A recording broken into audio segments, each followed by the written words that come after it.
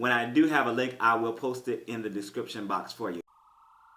Hey fam, what's up, what's up, what's up? This is Robert Anton here, robertanton.com. I am going to try to be sedate because it is midnight here and I am listening to none other than Norah Jones. I am so relaxed and I feel so good right now. Just the music has just flowed through my body and just like massaged out all the little kinks and stress and problems. Norah Jones drops her 6th solo studio album, and this one I wrote is not for the kiddies. She says she wrote all the original songs on her piano instead of guitar. So let me tell you what I thought of the music. I might skip a few things, but I might just run all the way through, so I don't know. Let me see how I feel. We start with number 1, Burn. It opens with a muted bass and some sparse piano chord work. First thing I thought when I heard her voice was Billie Holiday. She's got an eerily similar vocal to a young Billie with a hint of Sarah Vaughan, nice instrumental solos and sparse vocal work with a very sedate melody, setting up the CD for a very mellow mood. Number 2, Tragedy. This has a great live band ballady feel to it with an airy vocals from Norah, especially in the verses. The story is truly a tragedy of lost years to alcoholism, but I found the refrain just a little repetitive. Nice introspective vibe, but again, just a little repetitive.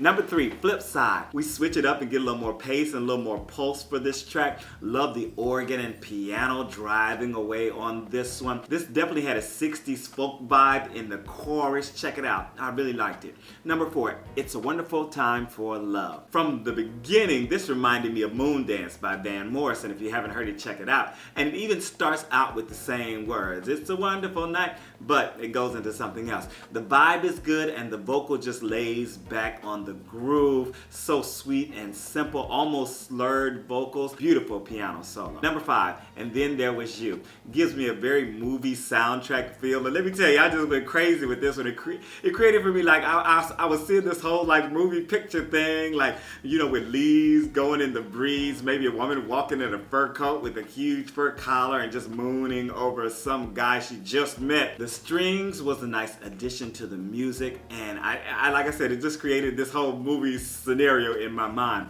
Number 6, Don't Be Denied. This is a cover of a Neil Young song and surprised me when I first heard it. It's so country to be on a jazz album, but it works, though I wonder what it would have sounded like with a little more of a jazz tilt, a little more of the flavor of the CD, of the music on the CD. If it would have fit in a little better, if it would have brought a different vibe to the song, but it was okay. Number 7, Day Breaks. The title track starts out with a reverberating pad sound and other instruments come in slowly. The drum came in very haltingly, like it was a mistake to me, and I was kind of surprised. I was like, what happened? You know, I don't know what happened right there.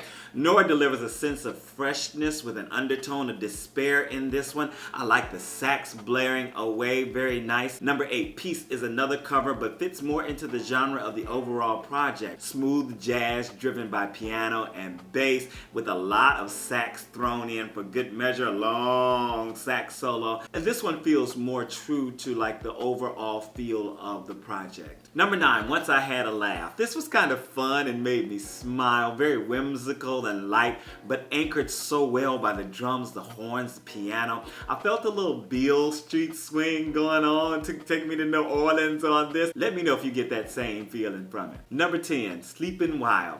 I love the feel of this music, almost a tango, and when Norah comes in, her vocal sounds fuller and more grounded than on a lot of the other tracks. Almost like, at first I didn't really think it was her, and I was like, is this her? But, you know, it becomes more recognizable. Her voice becomes more recognizable as the song progresses. I just really like the feel and the swing of this one. Number 11, Carry On. This was the first single from the album and was a little deceptive, I think, to release it as the first single because it seems more of like an old honky-tonk country song to me and only really fits in with the Neil Young cover. I can feel the blues tinge as represented in the organ, and I enjoy the haltingly delivered vocal, but I felt like just a little deceptive, you know, just a little deceptive, a little change up, but a little deceptive as the first single. Number 12, Florette Africaine, African Flower. It was a Duke Ellington cover to close out the project, and the humming piano duet works very well for me, and the band really sets an intriguing mood. I wasn't sure what was going to happen next. I was like, are we going to get some vocals? Are we going to get more music? Are we going to get this? Are we going to get that? What's going on here? You know, this came in and that came, and I was just like there just waiting, seeing what was going to come up next. I really noticed the panning of the instruments on this one too. In my speakers, you know, you could hear a little this going on here, a little this going on here, a little coming through the middle, then a little going on. It really like engaged all of my left brain, right brain senses very much. I really enjoyed that. I didn't notice that out of the other songs. Maybe it was happening, but I really noticed it in this one. And in summation, I said, I never realized Norah Jones was such a jazz standard bearer. I mean, the only two songs that I really could identify as Norah Jones songs would be Come Away With Me, and of course, Don't Know Why. Didn't we do that all the time with the bands? Girls always sing that in the downtime. You know, people just very relaxing, very laid back. And this kind of gets back to that feel for me, that Don't Know Why kind of thing. The overall album, not all the songs, but it's just very laid back, very chill. I wrote, this is a great project for anyone interested in jazz, standards, or mood music. Great live bands, sultry and husky vocals, very laid back vibe for the overall project, and perfect for like dinner parties and relaxing evenings of conversation and relaxation, and just, I mean, really, it just really just washed this wave of relaxation over my body as I was listening to it. If you've heard it already, let me know down in the comments what you thought. Do you love Norah Jones? Do you love Don't Know Why? This is Robert Anton, robertanton.com. I think you can hear this on Spotify. When I do have a link, I will post it in the description box for you. Okay, I am out.